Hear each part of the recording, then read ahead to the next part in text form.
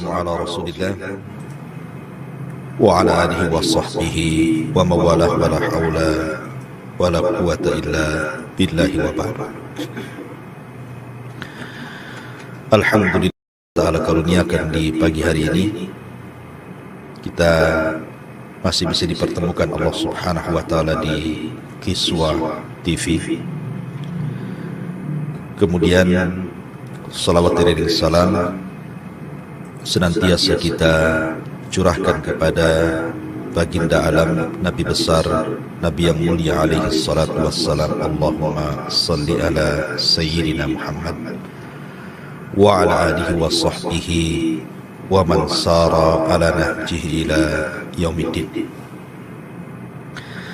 Pembahasan di pagi hari ini kita akan membahas tentang rahasia di balik bulan Sya'ban. Kenapa saya pilih tema ini? Karena memang kita berada di permulaan Sya'ban, sehingga kita harus mengetahui apa saja sejarah-sejarah yang berlaku di bulan Sya'ban, kemudian juga fadilah-fadilah atau keutamaan-keutamaan di bulan Sya'ban, dan tentunya juga amalan-amalan sunnah yang harus kita lakukan selama di bulan Sya'ban. Maka satu jam ke depan kita akan mengulas, semoga Allah subhanahu wa ta'ala memudahkan, di mana kita bisa mengenal rahasia di balik bulan Sya'ban. Pertama kita akan melihat bulan Sya'ban ditinjau dari sejarah dulu. Ma'asyiral muslimin, para pendengar dan para pemirsa yang dimuliakan Allah subhanahu wa ta'ala, banyak sejarah yang berlaku di zaman Nabi SAW di bulan Sya'ban. Pertama, insyiqaqul qamar, terbelahnya bulan menjadi dua, yang Allah subhanahu wa ta'ala firmankan dalam surah Al-Qamar sendiri, iqtarabatis sa'atu wa ansyaqqal qamar wa iyaru ayatan yu'ridu wa yaqulu sihrun mustamir. Telah dekat hari kiamat dan terbelahnya bulan. Disebutkan dalam Sahih Bukhari dari hadis Abdullah bin Mas'ud radhiyallahu anhu,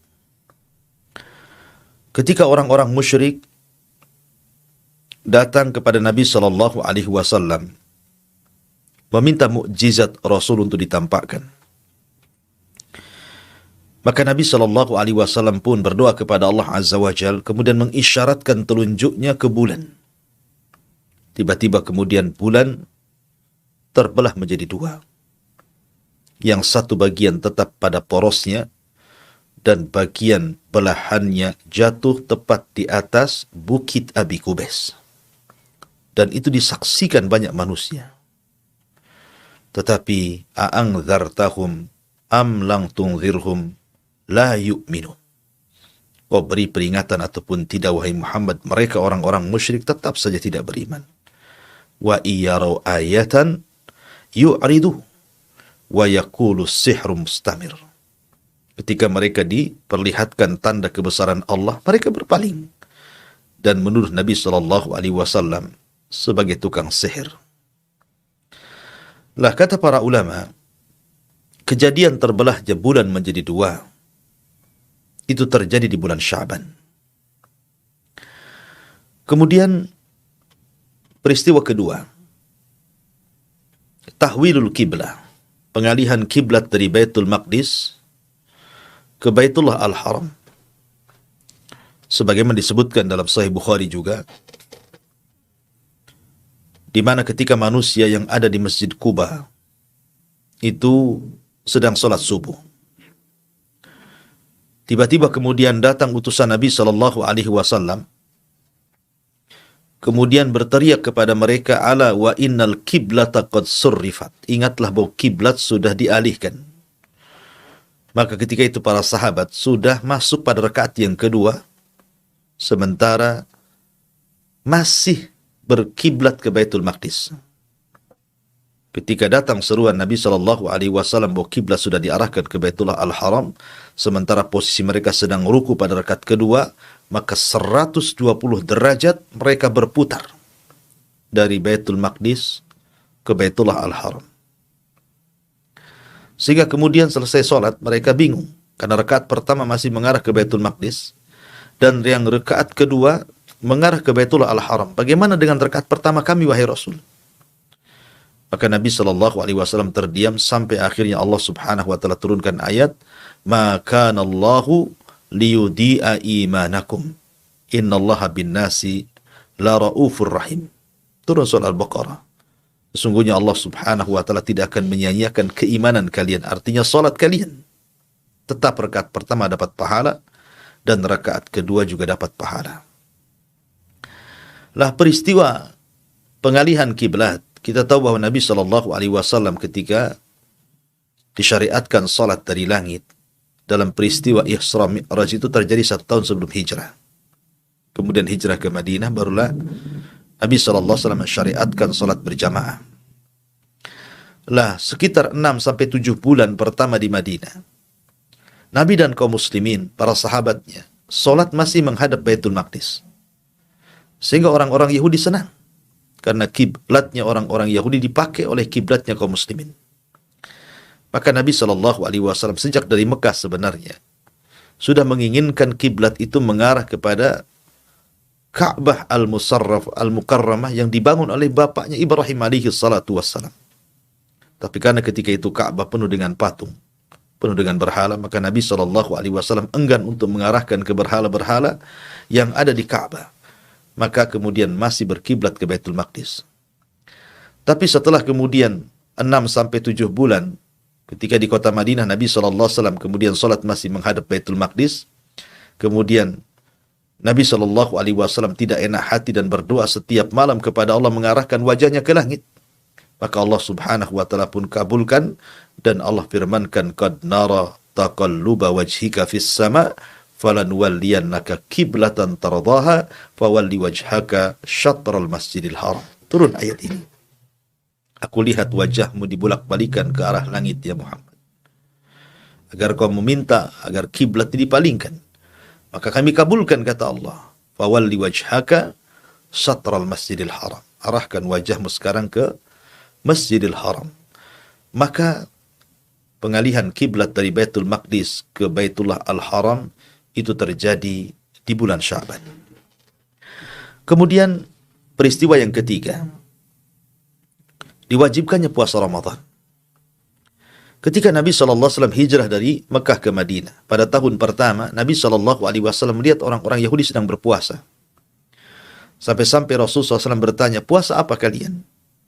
Maka orang-orang Yahudi mengatakan, puasa dalam rangka mensyukuri akan keselamatan Nabi kami Musa alaihi salatu wassalam. Ketika Musa dikejar Fir'aun dan bala tentaranya, akhirnya Allah tenggelamkan Fir'aun di Laut Merah dan Musa pun diselamatkan. Maka rasa syukur kami, Nabi kami diselamatkan, kami pun berpuasa. Dan itu ketika tanggal 10 Muharram.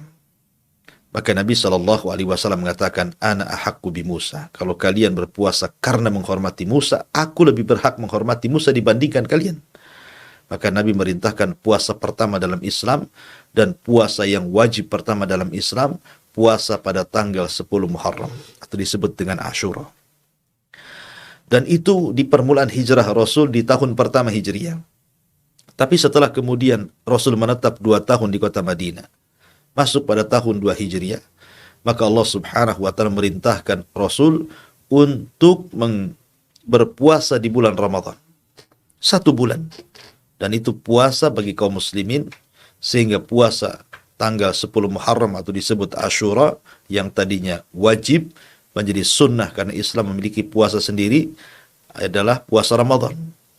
Ketika Allah Subhanahu wa Ta'ala berfirman, "Faman syahida minkumus syahra falyasum." Barang siapa yang melihat bulan hilal, maka berpuasalah. Maka ketika itulah kaum muslimin memiliki puasa sendiri. Lah kewajiban puasa Ramadan kewajiban puasa Ramadan, kata para ulama, itu terjadi di bulan Sya'ban pada tahun kedua dari hijrah Nabi sallallahu alaihi wasallam. Ini peristiwa yang ketiga. Kemudian peristiwa yang keempat, lahirnya bayi dari orang-orang muhajirin pertama dalam Islam pasca hijrahnya para sahabat dari Mekah ke Madinah. Siapa? Abdullah ibn Zubair ibn Awam, putra daripada Asma bintu Abi Bakrin atau putra daripada Zubair ibn Awam. Jadi Asma sebelum hijrah, Asma ini saudari Aisyah radhiyallahu anha, itu hamil. Ketika kemudian sampai saja di Madinah bersama suaminya Zubair bin Awam, maka lahirlah putra tercintanya Abdullah ibn Zubair, dan itu tepat di bulan Sya'ban. Dan Abdullah ibn Zubair sangat dicintai Aisyah radhiyallahu anha, bibinya, selalu menggendongnya. Maka ketika itulah disematkan kunyah bagi Ummul Mukminin Aisyah radhiyallahu anha sebagai Ummu Abdillah, maksudnya Abdullah ibn Zubair ibn Awam, ponakan karena dia putra daripada Asma bintu Abi Bakrin. Ini peristiwa yang keempat. Peristiwa yang kelima, lahirnya cucu Nabi sallallahu alaihi wasallam, Husain ibnu Ali. Nabi sallallahu alaihi wasallam memiliki putra laki-laki. Di sana ada Qasim, di sana ada Abdullah, di sana ada Ibrahim. Tapi Allah subhanahu wa ta'ala wafatkan ketiga-tiganya di waktu kecil. Bahkan Rasul mengalami kesedihan yang mendalam saat kematian Ibrahim, sehingga dia menangis. Sampai Abdurrahman bin Auf bertanya akan tangisan Nabi sallallahu alaihi wasallam. Maka Rasul mengatakan, ya Abdurrahman, innal aina la tadma wa innal qalba la tahzan wa inna bifirakika ya Ibrahim la mahzunun. Wahai Abdurrahman, mata ini bisa mengeluarkan air mata, hati ini bisa sesak karena sedih, dan perpisahan diriku dengan Ibrahim sungguh menyesakkan dada. Sehingga ketika kemudian putri beliau Fatimah bintu Rasul sallallahu alaihi wasallam yang menikah dengan Ali bin Abi Thalib radhiyallahu an melahirkan cucu laki-laki Hasan dan Husain, maka kecintaan Nabi sallallahu alaihi wasallam luar biasa, sampai ketika khutbah Rasul turun, kemudian menggendong Hasan dan Husain, kemudian naik lagi ke atas mimbar, kemudian bersabda, sadaqallahul azim, innama amwalukum wa auladukum fitnah. Maha benar Allah dengan segala firman-Nya. Sesungguhnya harta kalian dan anak-anak kalian terkadang menjadi fitnah, termasuk diriku terfitnah dengan Hasan dan juga Husain. Nah, Husain itu lahir pada bulan Sya'ban pada tahun 4 Hijriah. Pada tahun 4 Hijriah, di mana Rasul menetap 4 tahun di kota Madinah, tepat di tanggal 3 bulan Sya'ban pada tahun keempat Hijriah, lahirlah Husain ibnu Ali ibn Abi Thalib radhiyallahu an. Dan dia adalah pemimpin anak-anak muda di surga. Ini peristiwa yang kelima. Peristiwa yang keenam, terjadinya Ghazwah Bani Mustalik. Terjadinya peperangan Bani Mustalik. Di mana terjadinya peperangan Bani Mustalik ini pada tahun kelima Hijriah. Nabi SAW sudah menetap di Madinah itu 5 tahun. Tiba-tiba kemudian pemimpin Bani Mustalik Al-Haris ibn Abi Dirar, Al-Haris ibn Abi Dirar, pemimpinnya Bani Mustalik, dan beberapa orang dari kabilah-kabilah Arab hendak keluar menyerang Nabi SAW. Tetapi kemudian Nabi SAW bisa mengepung Bani Mustalik. Akhirnya Rasul berhasil menawan satu kabilah Bani Mustalik, termasuk putri daripada Al-Haris ibn Abi Dirar ini, pembesar Bani Mustalik. Namanya Juwairiyah bintul Harith. Tertawan. Yang belakangan kemudian Juwairiyah pun menikah dengan Nabi SAW dengan maharnya agar Rasul membebaskan seluruh tawanan Bani Mustalik. Maka Nabi SAW pun menepati janjinya setelah menikah Rasul dengan Juwairiyah bintul Harith ibn Abi Dirar. Akhirnya kemudian satu kabilah Bani Mustalik dibebaskan dan belakangan satu kabilah masuk Islam. Subhanallah.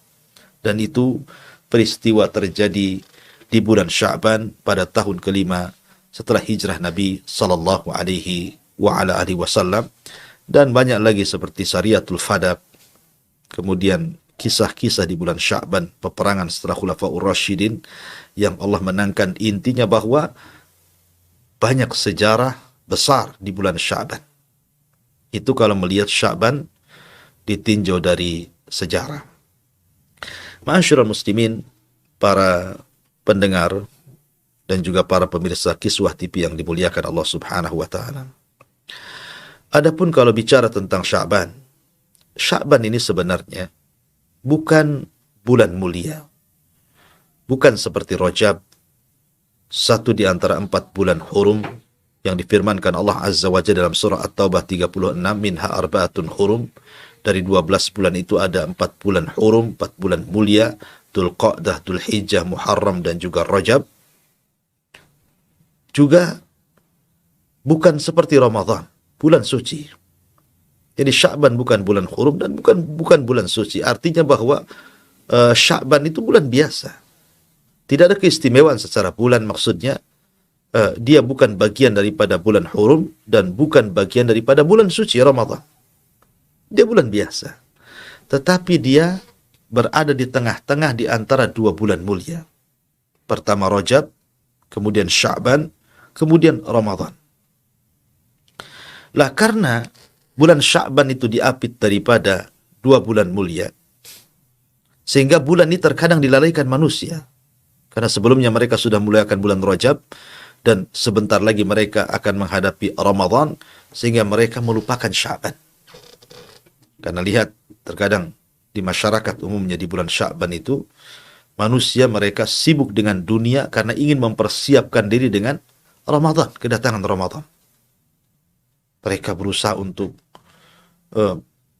menghabiskan waktunya, tenaganya untuk mencari dunia, supaya ketika masuk Ramadan, mereka bisa beribadah.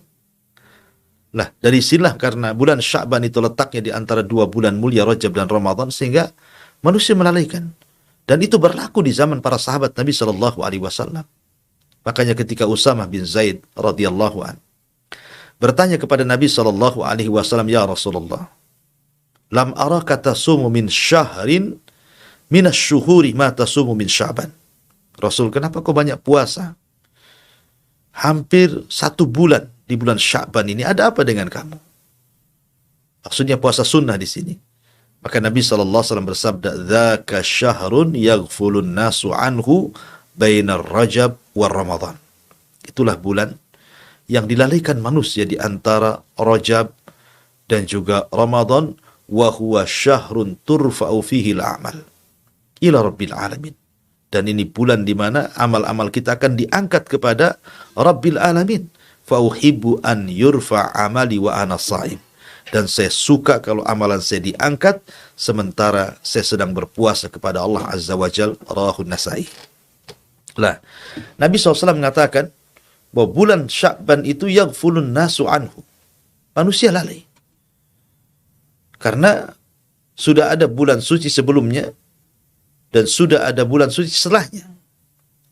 Dan kaidah para ulama, siapapun yang kemudian keluar dari kelalaian manusia, siapapun yang keluar dari kelalaian manusia, kemudian dia menghadap Allah Subhanahu wa ta'ala, maka dia akan diberikan ganjaran yang sangat besar. Saya contohkan, orang yang sholat duha, di tengah-tengah orang yang mengejar dunia, karena waktu duha itu kan waktu orang sibuk bekerja, yang ke ladang sibuk dengan ladangnya, yang ke kantor sibuk dengan kantornya, yang bekerja di jalan sibuk dengan jalannya. Tiba-tiba ketika manusia sedang mengejar dunia, Anda keluar dari dunia kemudian mengejar akhirat. Anda sholat duha, berarti Anda memanfaatkan waktu di saat kesibukan manusia mengejar dunia, maka Anda akan dapat pahala besar. Maka karena kaidah para ulama bahwa orang yang keluar dari kelalaian manusia memiliki pahala besar, makanya Nabi SAW di bulan Sya'ban itu lebih banyak berbuat kebaikan, memperbanyak ibadah, memperbanyak kebajikan, berpuasa, bersedekah, berzikir, dan begitu seterusnya. Karena Jelas kaidahnya, siapapun yang keluar dari kelalaian manusia akan diberikan pahala besar. Dan Rasul sudah mencontohkannya dengan cara berpuasa. Ma'asyiral muslimin yang dimuliakan Allah Subhanahu wa taala. Dalam hadis Usama bin Zaid yang saya baca tadi, di situ ada keistimewaan bulan Sya'ban. Pertama, bulan yang dilalaikan manusia sehingga siapapun yang keluar dari kelalaian akan diberikan keistimewaan. Yang kedua, bulan diangkatnya amalan kita yang sifatnya tahunan. Karena amalan kita itu kan diangkat, ada sifatnya harian, ada sifatnya mingguan, ada sifat bulanan, ada sifatnya keseluruhan. Saya contohkan. Harian. Setiap asar dan subuh. Nabi SAW bersabda, "Yata'aqabuna fikumul malaikatul laili wa malaikatul nahar." Jadi Allah Subhanahu wa taala akan mengutus para malaikatnya khusus mencatat kebaikan di malam dan di siang hari. Jadi malaikat malam mencatat kebaikan di malam hari. Apa saja yang Anda lakukan di malam hari itu? Apakah Anda tahajud, apakah Anda witir, apakah Anda baca Quran, apakah Anda berzikir, dicatat oleh malaikat kebaikan di malam hari yang Allah utus. Kemudian apabila di siang hari juga sama, mungkin Anda silaturahim, mungkin Anda berbuat baik kepada orang tua, berbuat baik kepada tetangga, bersedekah, berzikir, baca Quran, maka akan dicatat oleh malaikat-malaikat yang mencatat kebaikan di siang hari. Lah pertemuan dua malaikat ini ketika dua salat subuh dan asar. Sehingga ketika keduanya menghadap Allah Subhanahu wa taala, apa kata Allah? Ma taraktum ibadi. Sedang apa ku tinggalkan hamba-hamba? Maka mereka berdua, para malaikat malam dan siang yang mencatat kebaikan mengatakan, atainahum wa hum yusallun wa taraknahum wa hum yusallun. Kami datang kepada mereka, mereka sedang solat, dan kami tinggalkan mereka pun sedang solat. Maksudnya, solat asar dan solat subuh. Makanya kenapa dua solat ini menjadi pertimbangan berat bagi seorang muslim. Karena Rasul mengatakan, man hafadha ala baradaini dakhalal jannah. Siapa yang menjaga dua solat itu, maka dia akan dijamin masuk surga. Kenapa? Karena di waktu dua solat itu pintu langit terbuka. Langit pertama, kedua, ketiga, keempat, keenam, sampai ketujuh terbuka. Karena amalan ketika itu diangkat ke langit.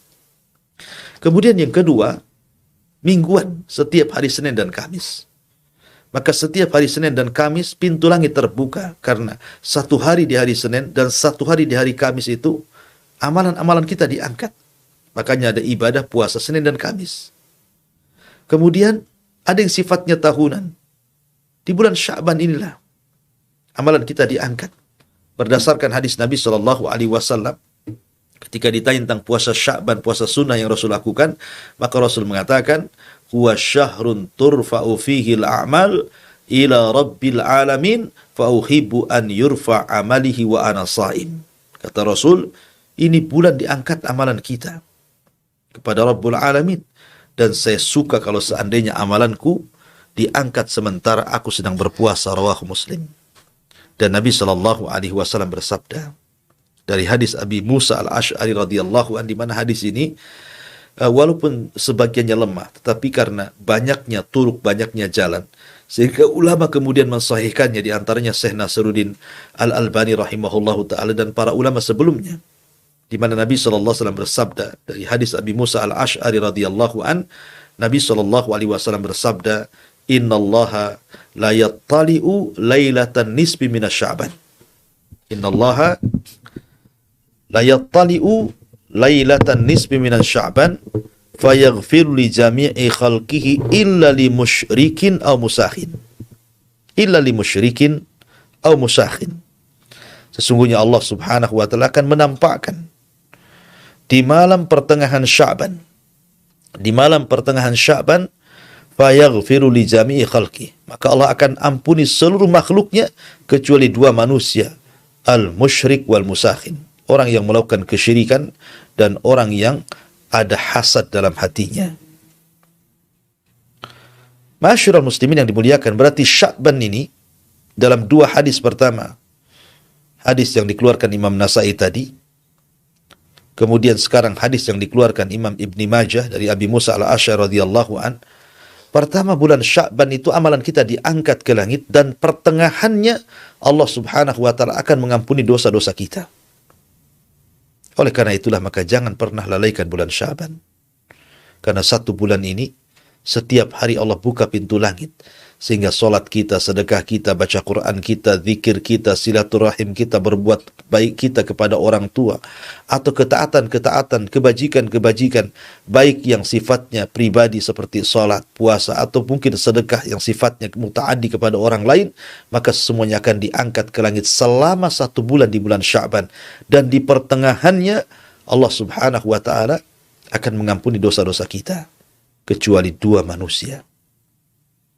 Tidak akan diangkat amalannya dan tidak diampuni dosanya. Pertama musyrik, yang kedua musakhin. Musyrik dan musakhin. Adapun musyrik jelas. Nabi SAW, Allah Subhanahu wa taala berfirman, "La in asyrakta la yahbatanna 'amaluka wa la takunanna minal khasirin." Kalau engkau melakukan kesyirikan, maka engkau akan lebur, hancur amalanmu, dan engkau termasuk orang-orang yang rugi. Adapun musakhin, musakhin itu artinya orang yang dalam hatinya ada kedengkian, orang yang dalam hatinya ada kebencian, orang yang dalam hatinya ada kedongkolan karena hasad, hasad kepada orang lain. Makanya kenapa Nabi SAW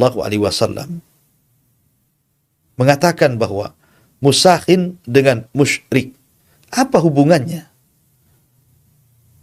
Hubungannya karena musyrik itu percuma dia berdoa, percuma dia beramal, tidak akan diterima oleh Allah Azza wa Jalla. Bagaimanapun orang-orang musyrik itu dosanya tidak akan diampuni. Innallaha la yaghfiru an yushraka bihi wa yaghfiru ma duna dzalika liman yasha. Allah tidak akan mengampuni dosa orang yang menyekutukannya dan mengampuni dosa selain itu. Dan orang-orang musyrik sia-sia amalannya. Lalu kenapa dihubungkan dengan musakhin? Orang yang hasad, orang yang dengki, orang yang mutus silaturahim, dan begitu seterusnya. Karena hasad juga kurang lebih ada kemiripan dengan kesyirikan dalam hal hilangnya amalan. Karena hasad itu ta'kulul hasanat kama ya'kulun narul khatab. Orang yang hasad itu bisa menghilangkan semua kebaikan seperti api bisa membakar bara api bisa membakar kayu bakar. Bahkan Rasul mengatakan ketika berbicara tentang hasad, fa inna hiya haliqah. La aqulu haliqatus sya'ri, kata Rasul, walakin haliqatul al-hasanat. Kata Nabi SAW, hasad itu penghancur, pembuang. Bukan saya maksud membuang rambut dalam kepala, tapi membuang semua kebaikan, kata Rasul. Maka sebagaimana kesyirikan bisa menggugurkan amal, hasad juga bisa menggugurkan kebaikan. Maka dua manusia ini, musyrik dan musakhin, orang yang syirik dan orang yang hasad, di bulan Sya'ban, selain tidak akan diangkat amalannya ke langit, dia pun tidak akan diampuni dosanya. Oleh karena itulah ma'asyiral muslimin, maka Sya'ban ini bulan yang sangat luar biasa. Walaupun bukan bagian daripada bulan suci sesuci Rajab dan juga Ramadan, tetapi amalannya luar biasa. Ya, dan yang terakhir, amalan kita akan diangkat secara keseluruhan tatkala kita meninggal. Ketika ruh kita dicabut, kemudian malaikat datang membungkus ruhnya seorang mukmin dengan kafan dari sorga dan hanut minyak wangi dari sorga, kemudian diangkat ke langit, maka catatannya mengikuti di bawahnya.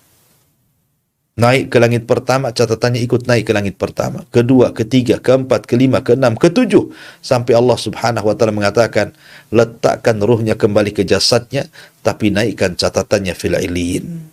Ketika itu sudah tidak mungkin lagi manusia beramal karena sudah terputus usianya dan dia tinggal hisab di hadapan Allah Subhanahu wa taala.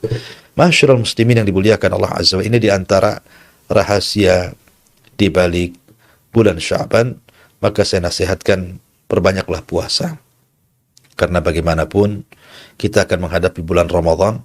Para ulama menjadikan Sya'ban adalah bulan memperbanyak puasa.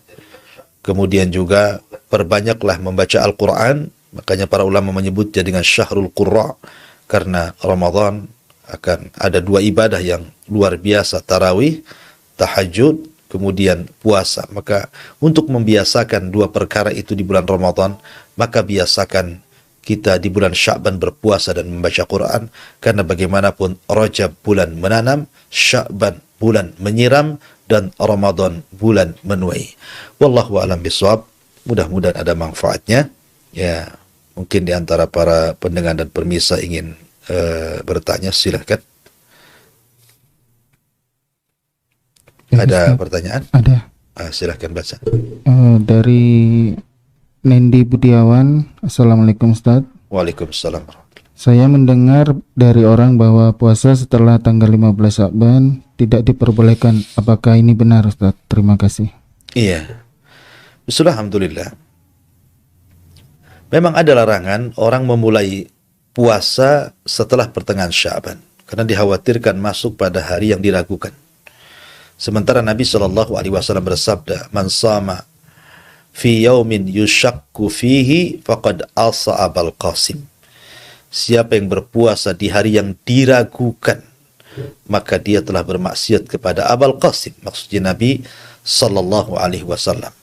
Dan setelah pertengahan nisfu Sya'ban, itu akan masuk pada hari yang diragukan karena sudah mulai masuk pada penentuan Ramadan.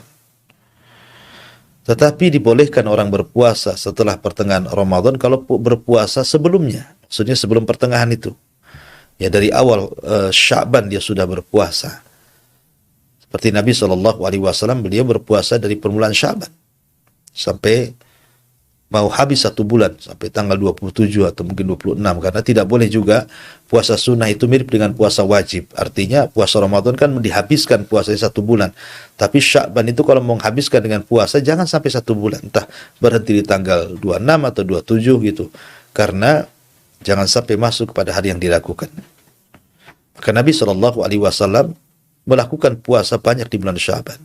Begitu juga Aisyah radhiyallahu anha, ketika beliau memiliki hutang di bulan Ramadan tahun kemarin, maka Aisyah radhiyallahu anha kemudian mengqadha di bulan Sya'ban tahun depannya.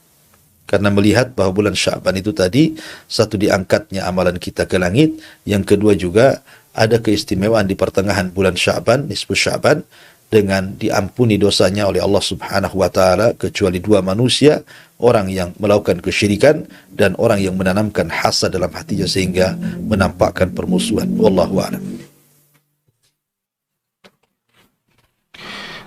Selanjutnya dari akun YouTube Wa Igo. Assalamualaikum Ustaz. Gimana hukumnya profesi gaji sepak bola, haram atau halal Ustaz? Syukran. Ya, alhamdulillah. Kita tahu bahwa permainan itu sesuatu yang melalaikan. Nabiullah Sulaiman alaihi salatu wassalam pernah terlalaikan dengan hobi dia memelihara kuda. Ketika di sore hari dia memandang kudanya, kemudian akhirnya lupa sholat sore ketika itu, maka Sulaiman pun akhirnya menyembelih kuda-kudanya kemudian membagikan dagingnya ke fuqara wal masakin. Maka ada kaedah yang muncul dari para ulama, man taraka syai'an lillahi awadallahu khairan min. Barang siapa yang meninggalkan sesuatu karena Allah, Allah akan ganti yang lebih baik lagi. Maka setelah Sulaiman menyembelih kudanya karena marah terlalaikan dari salatnya, maka Allah ganti kuda itu dengan ditundukkan angin kepada Sulaiman. Tentu naik kuda dengan naik angin kan berbeda. Angin akan lebih cepat dibandingkan kuda, terutama dalam berperang. Ya. Maka mainan apapun yang melalaikan, maka itu bisa sampai ke haram hukumnya. Mainan apa? Bukan sepak bola saja. Apa saja mainan, apa saja hobi yang sampai melalaikan ibadah kepada Allah Azza wa Jalla, apalagi sampai kemudian meninggalkan sholat 5 waktu, maka permainan itu menjadi haram. Permainan itu menjadi haram. Adapun tentang masalah profesi, apakah kemudian gaji orang-orang yang olahragawan, karena sepak bola saja, mungkin olahraga-olahraga yang lain yang kemudian digaji dalam rangka itu, apakah kemudian gajinya halal ataukah haram? Wallahu a'lam, ya. Akan tapi kalau seandainya sampai melalaikan, tentu ya tidak boleh. Permainan itu tidak boleh bisa haram. Maka perkara haram ya gajinya juga haram kalau sampai melalaikan. Wallahu a'lam. Jazakallah khair Ustaz. Selanjutnya, Assalamualaikum warahmatullahi wabarakatuh Ustaz. Dari Pak Suhairi di Bekasi. Saya berumur 62 tahun, Saya menderita asma yang kronis dan menghisap obat hisap. Pertanyaannya, bagaimana saya akan melaksanakan ibadah puasa? Apakah batal bila saya berpuasa sambil menghisap obat hisap tersebut, Ustaz? Jazakallah khair. Ya, alhamdulillah. Allahu alam, obat hisab apakah membatalkan puasa atau tidak. Tapi sepengetahuan saya bahwa sesuatu yang membatalkan puasa itu apabila sesuatu masuk ke tenggorokan. Makanya merokok itu bisa membatalkan puasa karena ada zat-zat yang kemudian masuk ke tenggorokan. Apakah kemudian orang yang menghisap sesuatu lewat hidung yang membatalkan puasa selama tidak ada cairan-cairan yang kemudian masuk ke tenggorokan dan Anda bisa merasakannya, mungkin berupa pahit atau apa gitu yang Anda rasakan, saya kira tidak membatalkan puasa. Ya. Kalau tidak ada hal-hal yang bisa masuk ke tenggorokan dari zat-zat obat yang Anda sirup dari Anda hirup dari hidung, tapi tidak sampai kemudian ada zat yang masuk ke tenggorokan, maka insya Allah itu tidak membatalkan puasa. Karena yang bisa membatalkan itu kalau sesuatu masuk ke tenggorokan. Wallahu a'lam. Jazakallah khair, Ustaz. Pertanyaan selanjutnya, bagaimanakah metode Rasulullah dan para sahabat untuk menentukan satu Ramadan, dan bagaimana kita menyikapi perbedaan penentuan awal Ramadan ini, Ustaz? Jazakallah khair. Ya, alhamdulillah. Metode yang dilakukan Nabi SAW saat menentukan Ramadan dengan cara hilal, melihat bulan. Kata Nabi SAW, wa idza ra'aitumuhu fasumu wa idza ra'aitumuhu faftiru. Apabila kalian melihat bulan, puasa. Apabila kalian melihat bulan, maka beridul fitrilah kalian. Dan tentang masalah perbedaan matla, memang terjadi khilaf para ulama. Apakah satu dunia satu matla? Apakah tiap-tiap negara itu memiliki matla sendiri? Ataukah negara-negara tetangga yang berdekatan mengikuti negara yang melihat karena dianggap satu matla? Ada yang berpendapat bahwa satu dunia satu matla. Ketika Arab Saudi melihat bulan, maka satu dunia mengikuti Saudi Arabia. Atau di mana negara melihat bulan, maka semua negara melihat berpuasa mengikut negara yang melihat. Itu pendapat pertama berdasarkan wa idza ra'aitumuhu fasumu. Kalau engkau melihat bulan di mana saja, di negeri mana saja, maka berpuasa. Berarti satu dunia satu matla. Tapi kalau kita melihat juga ada hadis dari Quraib, itu ketika dia pernah ke Syam kemudian di pertengahan Ramadan ke Madinah, rupanya penduduk Madinah tidak mengikuti puasa yang ditentukan Muawiyah bin Abi Sufyan. Bahkan Abdullah bin Abbas radhiyallahu anhuma bertanya kepada Quraib tentang puasanya orang-orang penduduk Syam, maka mereka berpuasa di hari Jumat, penduduk Madinah di hari Sabtu. Artinya orang-orang Madinah tidak mengikuti Syam. Ketika Quraib mengatakan, tidakkah cukup dengan melihatnya Muawiyah sehingga kalian berpuasa di hari Jumat begitu kan, tidak di hari Sabtu? Tapi Ibnu Abbas radhiyallahu anhu mengatakan, beginilah sunnah Nabi, apabila kami tidak melihat, kami genapkan menjadi 30 hari. Artinya Madinah dan Syam ketika itu ada perbedaan puasa. Berarti masing-masing daerah memiliki matla masing-masing.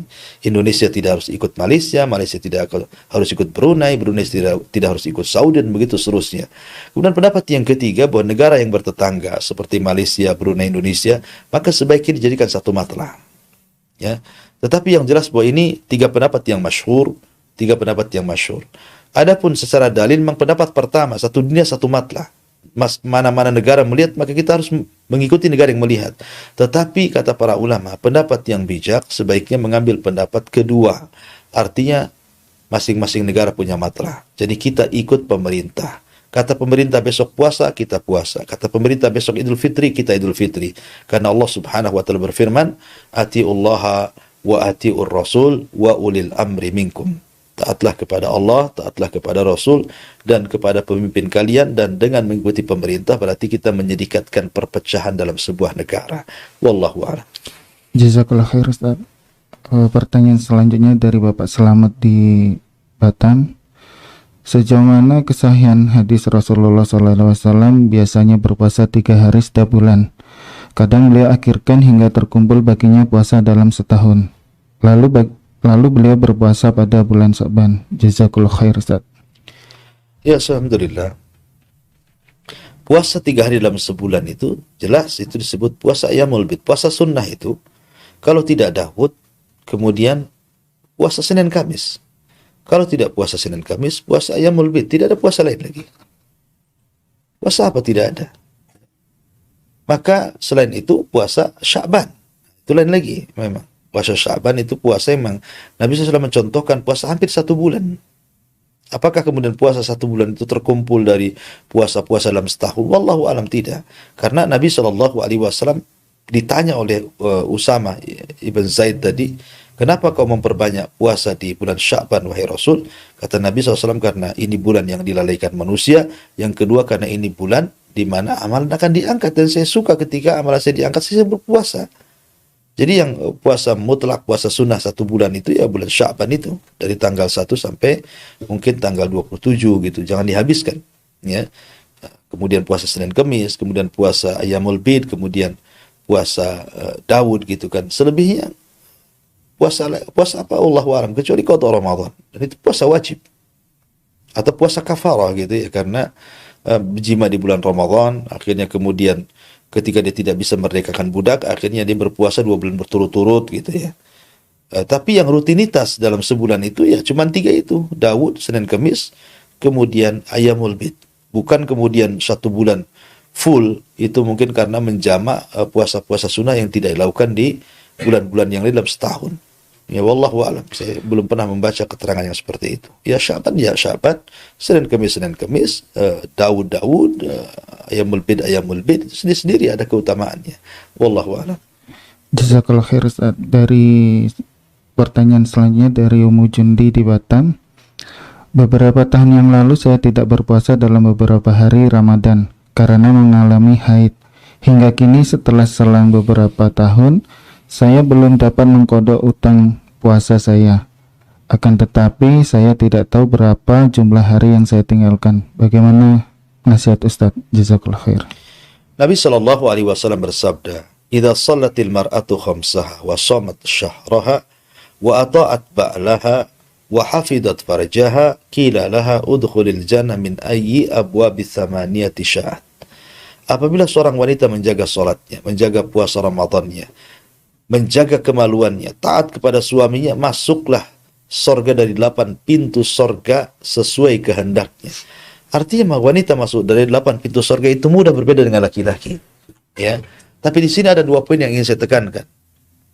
Apabila seorang wanita menjaga solatnya dan menjaga puasa Ramadannya, kenapa Rasul tekankan ini kepada wanita dan tidak menekan kepada laki-laki? Karena wanita itu punya haid.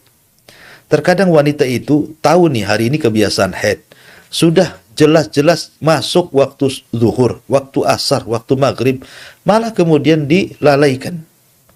Pamannya zuhur jam 12:15, sudah tahu, sudah masuk pun. Dia tahu hari ini kebiasaan haid. Dia tidak segera melaksanakan sholat zuhur, malah kemudian nantilah jam 1:30, pas giliran mau sholat datang haid pula. Berdosa Anda, karena Anda melalaikan. Kemudian yang kedua, Anda tahu punya hutang Ramadan. Dan Anda tahu kebiasaan haid berapa hari. Ya kalau Anda tidak tahu berapa kebiasaan haid, ya Anda bertanya kepada saudara Anda. Karena biasanya antar sesama saudara itu sama waktu haidnya. Berapa harinya itu. Lah ada orang yang melalaikan, tidak cepat mengqadha Ramadan.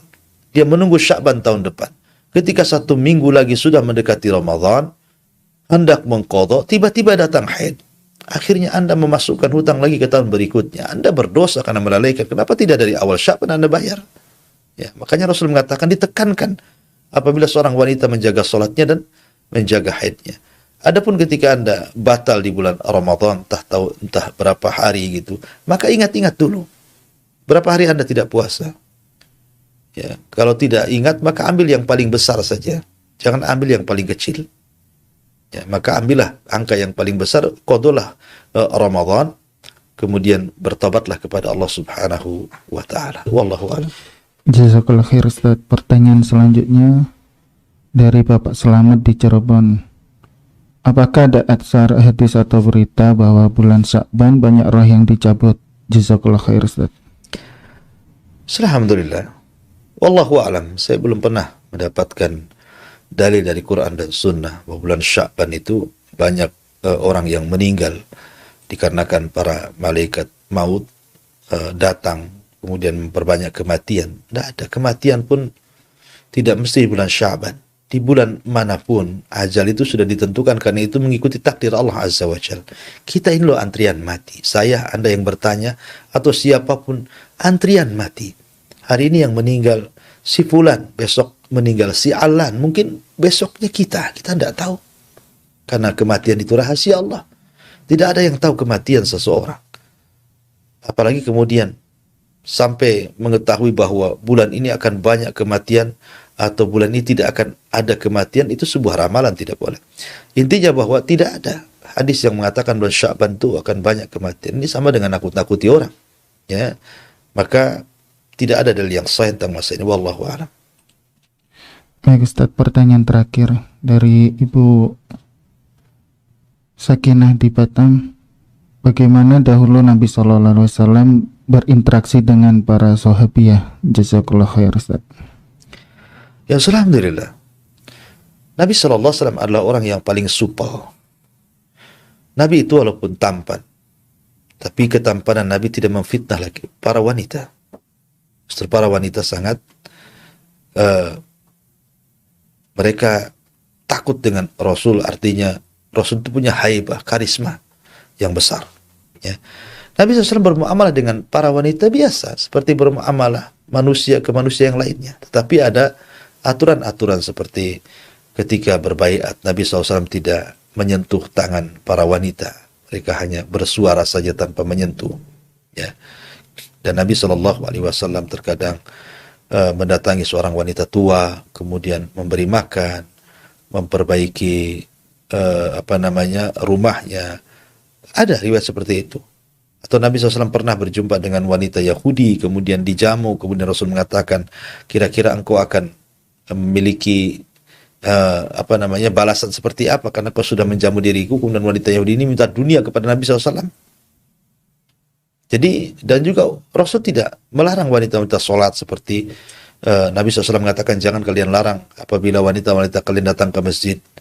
Ya, artinya Nabi SAW memberikan kebebasan kepada para wanita untuk keluar rumah, untuk sholat, ya, untuk belanja dan begitu seterusnya. Akan tapi tentu Nabi juga memberikan batasan-batasan. Seperti wanita itu sebaiknya di rumah, gitu kan. Kemudian wanita itu kalau keluar nutup aurat, tidak menggunakan wewangian, dan begitu seterusnya. Wallahu a'lam. Ya, saya kira untuk kajian di pagi hari ini cukupkan sampai di sini. Kita tutup dengan doa kafaratul majlis. Subhanaka wa bihamdika asyhadu an la ilaha illa anta astaghfiruka wa atubu ilaik. Allah ta'ala alam. Assalamualaikum warahmatullahi wabarakatuh.